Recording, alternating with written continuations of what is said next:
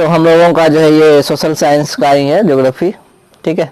इसमें कि हम लोग एक बार इसको समझ लेते हैं, ठीक है ना। पहला चैप्टर है जिसका नाम है संसाधन एवं विकास, ठीक है। इस चैप्टर को पढ़ने से पहले, ठीक, मेरा जो चैनल है उसको सब्सक्राइब कीजिएगा, ठीक ना। और यदि ये अच्छा लगे, समझ में आ जाए तो और बच्चों को शेयर भी कीजिएगा। इस अध्याय में हम लोग क्या क्या पढ़ने वाले हैं, तो सबसे पहले तो हेडिंग तो मेरा पता ही है, संसाधन एवं विकास, ठीक है। संसाधन का मतलब पता है, जिस वस्तु का उपयोग हम करते हैं वो क्या कहलाता है, संसाधन कहलाता है ना। और विकास का मतलब क्या होता है, विकास का मतलब हो गया आदमी जब क्या करता है, आदमी का रहन सहन या फिर उसके सोचने समझने की शक्ति में क्या होता है, जब वृद्धि होती है तो वही क्या कहलाता है, विकास कहलाता है ना। पहले की अपेक्षा यदि बेहतर ढंग से लोग यदि रहने लगता है तो वह क्या कहलाता है, विकास कहलाता है। इस अध्याय में हम लोग पढ़ने वाले हैं कि संसाधन के बारे में, है ना। संसाधन क्या होता है और उसके संसाधनों का वर्गीकरण, वर्गीकरण का मतलब क्या होता है, संसाधनों को हम लोग किस किस प्रकार से बांट सकते हैं, है ना। तो इसमें पहला है तुम्हारा उत्पत्ति के आधार पर, दूसरा है समाप्यता के आधार पर, तीसरा है स्वामित्व के आधार पर, चौथा है विकास के स्तर के आधार पर। तो इस चीज को याद रखेंगे। उत्पत्ति का मतलब हो गया जैसे कि प्रकृति में कहीं ना कहीं तो कोई भी चीज उत्पन्न हुआ होगा, है ना, चाहे पेड़ पौधा हो, जीव जंतु हो, तो उसके आधार पर कितने प्रकार के। समाप्यता के आधार पर, समाप्यता का मतलब क्या हो गया, समाप्त, कुछ वस्तु समाप्त हो जाएगा, कुछ वस्तु जो है हमेशा रहेगा, तो समाप्यता के आधार पर। स्वामित्व के आधार पर, स्वामित्व का मतलब क्या होता है, स्वामित्व का, स्वामी क्या होता है, मालिक को बोलते हैं स्वामी। तो स्वामित्व यानी कि जिस पर मेरा हक हो। कुछ ऐसी चीजें हैं जिस पर मेरा पर्सनल हक होता है, खुद का, कोई चीज सबका हक होता है किसी चीज पर, है ना, वो चीजें। तो ये हो गया विकास के स्तर के आधार पर, यानी कि डेवलपमेंट के आधार पर। किसी कहीं पर देखो अभी भी गांव है, बिजली नहीं पहुंचा है, कहीं पर पूरा चकाचक करता है ना, बिजली पहुंच गया, रोड पहुंच गया, वहां पर बस जाती है, ये सारी चीजें तो विकास के स्तर के आधार पर। तो हम लोग इसमें संसाधन के इन सभी प्रकार के बारे में अध्ययन करेंगे। उसके बाद देखेंगे संसाधन का विकास किस प्रकार से हुआ, है ना। संसाधन का विकास कैसे हुआ। एक समय था कि हम लोग जो था सूती वस्त्र का उपयोग करते थे, खुद से चरखा में जो है धागा काट करके कपड़ा बुनते थे, पहनते थे। अब विकास ऐसा हो गया संसाधन का कि देखो मशीन से बना हुआ कपड़ा पहनते हैं, अच्छा अच्छा कपड़ा पहनते हैं। संसाधन नियोजन, संसाधन नियोजन का मतलब क्या होता है, नियोजन का मतलब होता है कि किसी भी चीज को किस प्रकार से उपयोग करें वह वस्तु बर्बाद ना हो, है ना, उपयोग भी कर लें वह बर्बाद भी ना हो। तो नियोजन करना मतलब कोई भी काम के लिए हम लोग क्या करते हैं, पढ़ाई के लिए भी रूटीन बनाते हैं, उसी तरह से संसाधनों का क्या होगा, नियोजन। उसके बारे में पढ़ेंगे। भू संसाधन, भू मतलब क्या होता है, मिट्टी, भूमि संसाधन, भूमि का भी उपयोग करते हैं फसल उगाने के लिए, इसलिए भू संसाधन, तो उसके बारे में पढ़ने वाले हैं। भारत में भू संसाधन मतलब क्या हुआ कि भारत में भू संसाधन यानी मृदा संसाधन का किस प्रकार से उपयोग होता है, कैसे कैसे। भारत में भू उपयोग प्रारूप मतलब भारत में भूमि का उपयोग, मिट्टी का उपयोग का किस तरह से प्रारूप है, बनावट है, इसके बारे में पढ़ना है। भूमि निम्नीकरण क्या होता है, निम्नीकरण का मतलब मिट्टी का जैसे खराब हो जाना, बोलते हैं कि रासायनिक खाद का उपयोग करते हैं या फिर बहुत सारा उर्वरक का उपयोग करते हैं, तो उससे क्या होता है, मिट्टी का उर्वरा क्षमता यानी कि उपज देने की जो क्षमता होती है वो क्या होता है, घट जाता है। तो इन चीजों के बारे में पढ़ने वाले। संरक्षण का उपाय, कैसे बचाएंगे मृदा को, मिट्टी को। उसके बाद क्या है, मृदा एक संसाधन है तो उसके बारे में पढ़ने वाले हैं। मृदा का वर्गीकरण यानी मृदा, मिट्टी का प्रकार कितना कौन कौन सा होता है, हम लोग जानते भी हैं, जलोढ़ मृदा, काली मृदा, लाल और पीली मृदा, लेटेराइट मृदा। मृदा का मतलब मिट्टी, मरुस्थलीय मृदा और वन मृदा, ठीक है। अब आगे और क्या पढ़ने वाले हम लोग, मृदा अपरदन और संरक्षण। मृदा अपरदन हम लोग जानते हैं कि बारिश के पानी के साथ जो है मिट्टी का ऊपरी परत जब बह जाता है तो वही क्या कहलाता है, मृदा अपरदन कहलाता है, ठीक है ना। और उसका संरक्षण यानी उसका बचाव कैसे करेंगे, तो पेड़ पौधा लगाकर करेंगे। अब हम इन चीजों को, ये तो मेरा इंट्रोडक्शन था, अब इसको हम लोग डिटेल्स में पढ़ने वाले हैं, ठीक है। इसको पार्ट बाय पार्ट देखेंगे, अच्छे तरीके से समझने का प्रयास करेंगे और परीक्षा में अपनी भाषा में लिखना है, ठीक है ना। जरूरी नहीं है कि जो नोट्स में लिखा हुआ वही लिखेंगे, अपने भाषा में समझ करके, ठीक है। तो अब देखते हैं लोग संसाधन। पहला टर्म क्या है, संसाधन। तो हमारे पर्यावरण में उपलब्ध प्रत्येक वस्तु जो हमारी आवश्यकताओं को पूरा करने में उपयोग की जाती है। तो सबसे पहले देख लो पर्यावरण किसे कहते हैं, हमारे चारों ओर के आवरण, परिस्थिति, सिचुएशन, है ना, उस चीज को क्या बोलते हैं, पर्यावरण बोलते हैं। हमारे आसपास जो भी वस्तु उपलब्ध है और जिसका हम लोग क्या करते हैं, उपयोग करते हैं, है ना, तो वो चीज क्या कहलाता है? पर्यावरण। तो वही संसाधन कहलाता है ना, जिसको बनाने के लिए तकनीक उपलब्ध है, आर्थिक रूप से संभव एवं सांस्कृतिक रूप से मान्य है, एक संसाधन कहलाता है।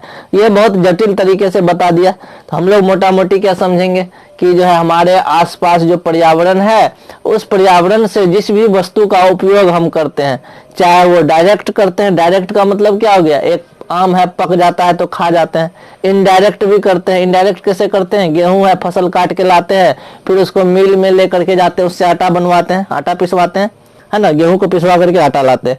तो यह भी क्या एक तरह संसाधन हो गया, लेकिन क्या है, तरीका अलग अलग है ना। तरीका कैसे अलग है? आम को डायरेक्ट खा लिया, अमरूद को डायरेक्ट धोते हैं, पानी से खा लेते हैं, और उसको क्या किया, मशीन के द्वारा पहले पिसवाए तब मेरे घर आया। तो इस तरह से तो संसाधन क्या हो गया कि जो हमारे संस्कृति में पहले से आता जा रहा है, मतलब क्या हो गया, पहले से लोग उपयोग करता जा रहा है। सीधी सी बात सोचो ना कि कोई भी वस्तु जो हमारे आसपास है, जिसका उपयोग हम दैनिक जीवन में करते हैं, वो हमारे लिए क्या कहलाता है?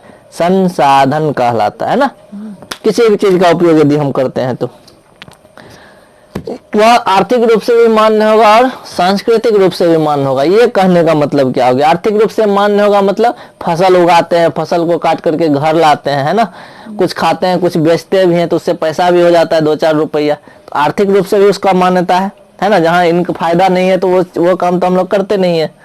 दूसरा चीज क्या होता है, कहीं ना कहीं सांस्कृतिक रूप से भी मान्यता है। सांस्कृतिक रूप से मान्यता का मतलब क्या होता है? हम लोग देखो फूल है, फूल को चढ़ाते हैं भगवान पे, चढ़ाते हैं कि नहीं? तो फूल क्या हो गया, संसाधन हुआ कि नहीं?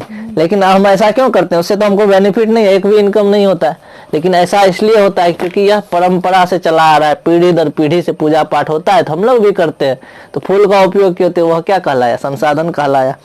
चंदन टीका का उपयोग करते हैं तो वह भी संसाधन है। तो इस तरह से संसाधन के बारे में लिख सकते हैं 4-5 पॉइंट, है ना, आराम से बना के लिख देना, समझ लेना। तुम्हारे आसपास जो भी वस्तु है, एग्जाम दे रहे हो, परीक्षा हॉल में हो, तो जिस बेंच पे बैठे हैं वह भी संसाधन है, डेस्क जो है वह भी संसाधन है, परीक्षा देने वाला जो पैड है वह भी संसाधन है, पेन भी संसाधन है, कॉपी भी संसाधन है। वो जो टीचर है उसका भी उपयोग हो रहा है, वह क्या कर रहा है, पूरे क्लास में घूम घूम के देख रहा है कौन चीट कर रहा है या नहीं कर रहा है, तो वह भी संसाधन हो गया। वह रूम भी संसाधन, वो स्कूल भी संसाधन, जिस गाड़ी से गए वह भी संसाधन, हाँ जी, एडमिट कार्ड भी संसाधन। तो इस तरह से संसाधन समझ में आ गया। आगे देखते हैं संसाधनों का वर्गीकरण। संसाधनों का वर्गीकरण करते हैं यानी बंटवारा करते हैं तो उत्पत्ति के आधार पर। उत्पत्ति के आधार पर दो तरह से, एक सजीव और एक निर्जीव बोलते हैं, है ना। उत्पत्ति के आधार पर दो ही चीज है, एक निर्जीव है एक सजीव है। सजीव को जैव संसाधन कहते हैं जिसमें जीवन होता है। तो सजीव के बारे में 4-5 चीज जानते होंगे, श्वसन करता है, उसमें जो वृद्धि होती है, ये चीजें। अजैव संसाधन वो भी जानते हैं। अजैव संसाधन क्या हो गया कि सीधी सी बात है, निर्जीव पदार्थ। तो ये चीजें अब है क्या कि समाप्यता के आधार पर संसाधन, उत्पत्ति के आधार पर समझ में आ गया। जैव संसाधन ऐसे संसाधन जिसमें क्या हो, जीवन हो, उसको क्या कहते हैं, जैव संसाधन कहते हैं ना। जो श्वसन करता हो, जो अपना जीवन या भोजन प्राप्त करता हो, या फिर जो भी जिसमें गति हो।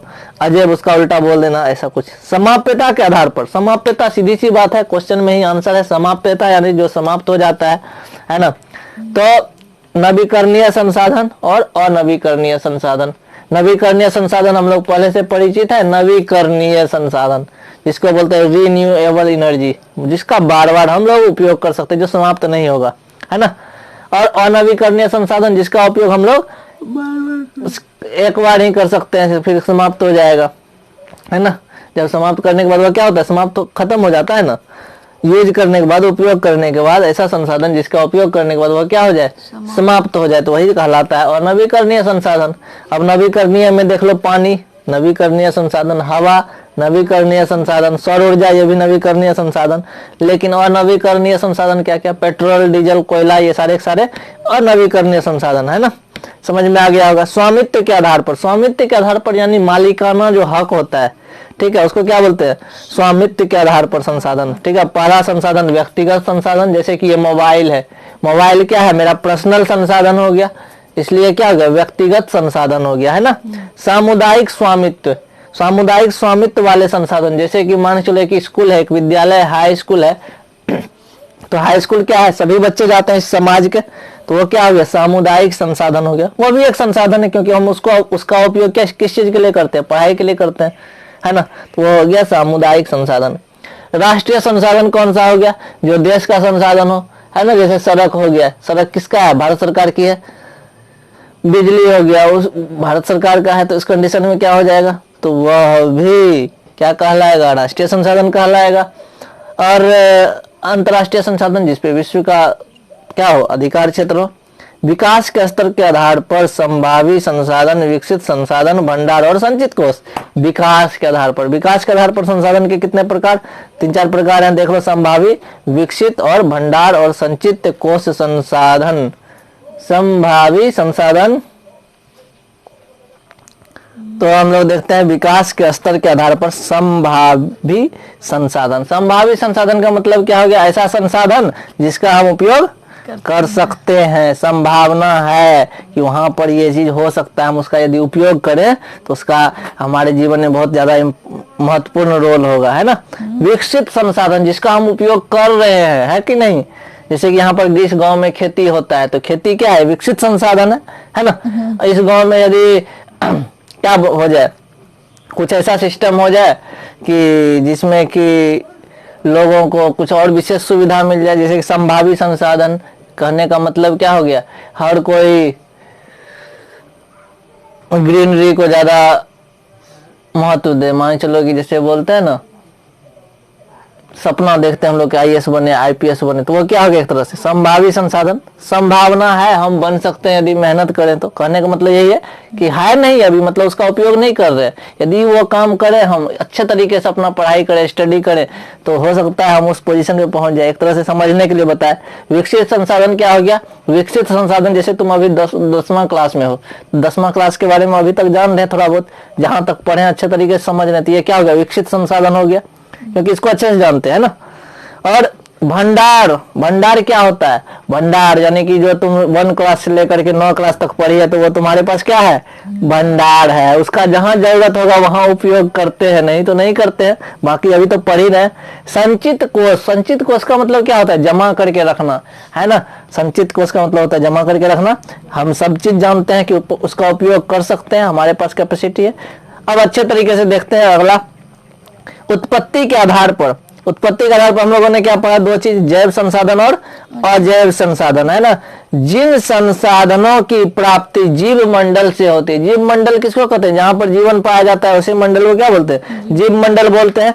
जिसमें जीवन व्याप्त हो, यानी कि जीव जंतु निवास करते हैं, तो ऐसे संसाधन को क्या कहते हैं हम लोग, जैव संसाधन कहते हैं। क्या कहते हैं, ऐसा संसाधन, ठीक है, जो कि कहां पर हो, जीव मंडल में हो, जो जिसमें क्या हो, जीवन व्याप्त हो, मतलब उसमें क्या हो, जीवन हो। वैसे संसाधन में क्या होना चाहिए, जीवन होना चाहिए। एक पौधा है, उसमें भी जीवन होता है, कैसे समझे जीवन होता है, क्योंकि वह भी वृद्धि करता है ना।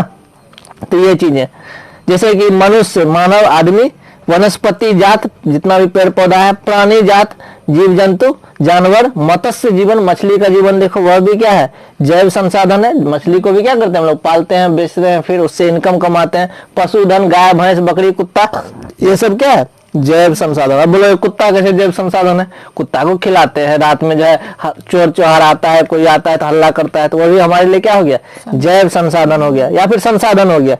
किस प्रकार का संसाधन है, तो जैव संसाधन है। उत्पत्ति के आधार पर संसाधन के 2 प्रकार, जिसमें कि हम लोगों ने देख लिया जैव संसाधन क्या होता है। अब देखते हैं हम लोग अजैव संसाधन, है ना। अजैव संसाधन, निर्जीव वस्तुओं से बने सारे संसाधन क्या कहलाते हैं, अजैव संसाधन। जितने भी निर्जीव वस्तु हो गए, जैसे कि देख लो क्या है, मकान हो गया, वो क्या निर्जीव वस्तु है, लेकिन हम उसका उपयोग करते हैं, तो वो भी क्या कहलाया, संसाधन। लेकिन कौन सा संसाधन, तो अजैव संसाधन। क्यों, क्योंकि उसमें जीवन नहीं है। जैसे चट्टाने, जैसे धातु में लोहा, चांदी, सोना, ये सब क्या है, धातु है, लेकिन ये सारे के सारे कौन से संसाधन है, अजैव संसाधन है। संसाधन इसलिए बोलते हैं क्योंकि हम लोग इसका उपयोग करते हैं। अब जो अगला प्रकार है किसका, संसाधन का, जिसमें कि हम लोग देखेंगे कौन सा, कि समाप्यता के आधार पर। ठीक है, नेक्स्ट लेक्चर में, ये हमारा पहला लेक्चर था, दूसरा लेक्चर तुरंत लेकर के हम लोग आ रहे हैं।